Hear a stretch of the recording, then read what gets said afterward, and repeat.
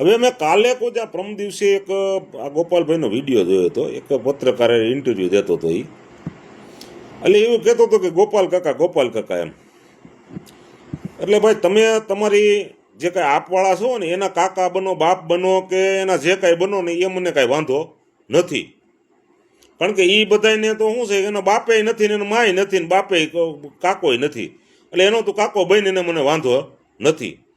રહી વાત કે પહેલાં છે ને ભાઈ, કાકા બનવા માટે છે ને પહેલાં પારણિયામાં દીકરો બનવું પડે, પછી છોકરું બનવું પડે, પછી તમને કહો ભાઈ બનવું પડે ને પછી કાકો બનવું પડે.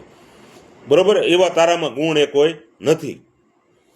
કારણ કે તું જો ભાઈ સારો દીકરો ન બની શક્યો હોય ને તો કાકો ન બની શકે.